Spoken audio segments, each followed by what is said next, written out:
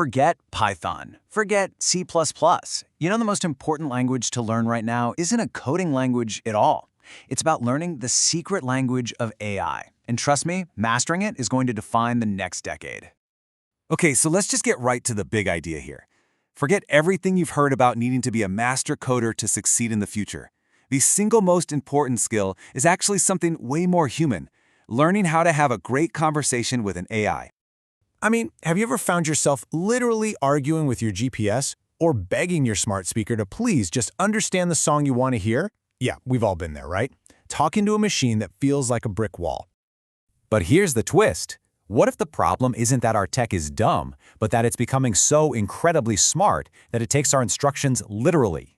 It does exactly what we say, not what we mean. And that, well, that changes everything. So, how do we handle this? Well, it all starts with our first big idea: taming the power. We have to learn how to control the incredible and sometimes, overwhelming eagerness of these new AI models. So check this out. There's this company, Cursor, that makes an AI code editor. And they found that the new GPT-5 was, well, brilliant, but a little too keen. An instruction that worked perfectly fine on older models suddenly made the new AI get stuck in this crazy loop, just searching for info again and again and again. It was like asking for the time and getting a full-blown history of clockmaking in return. And this whole thing, it actually has a name: Agentic Eagerness. It's all about that delicate balance between an AI being proactive and just, waiting for you to tell it what to do. Get it wrong, and it either does way too much or nothing at all. This isn't just a coding thing either. Imagine an AI travel agent that gets lost researching every flight instead of just booking your ticket. It's a brand new kind of problem. And this is the difference right here. On one side, you've got an AI that's just spinning its wheels, over-researching, wasting its thinking budget. And on the other, a focused AI that gets just enough information and then acts. Our goal is to get from the left side to the right. So how do we do that? With this amazing little dial called reasoning effort. Seriously, think of it like a leash for the AI's brain. If you've got a simple task, you give it a short leash, low effort. A really complex problem, you give it a long leash, high effort. For the very first time, we are in complete control of the AI's focus. All right, so we've got the AI on a leash. Now what? Well, now we teach it to talk. This brings us to part 2, finding your voice. We're moving beyond just being a handler to becoming a creative director. And this is where it gets really interesting. These are actual instructions from the GPT 5.1 guide for a customer service AI.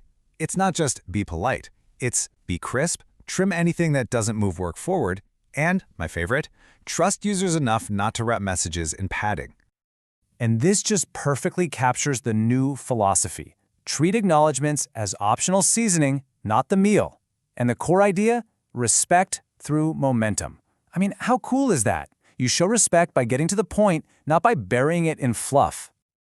And that's the big shift right there. We're not just taskmasters anymore, barking orders.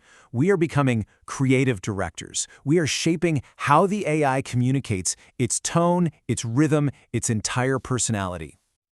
Okay, but what happens when you, the brilliant creative director, give confusing notes? What if your instructions just backfire? That brings us to our third and final part, and this is where things get truly mind-bending. It's time to let the AI coach you. I mean, seriously, think about it. You've been there, right? You give the AI what you think are crystal clear instructions, and the result is just a mess. What do you do when your communication completely breaks down? There's this great example in the guide about an event planning agent called GreenGather, and it was totally paralyzed because its own rules were contradictory.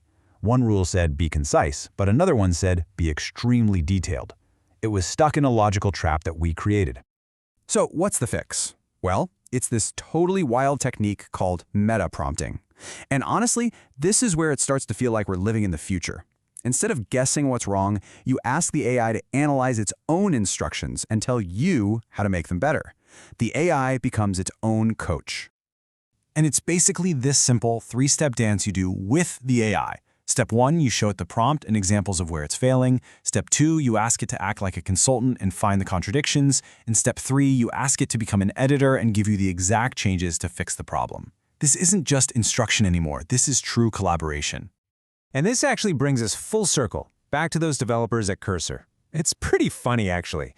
After all their work, they found GPT-5 was so proactive, they literally had to add instructions that basically told one of the most advanced AIs on the planet to, well, chill out a bit.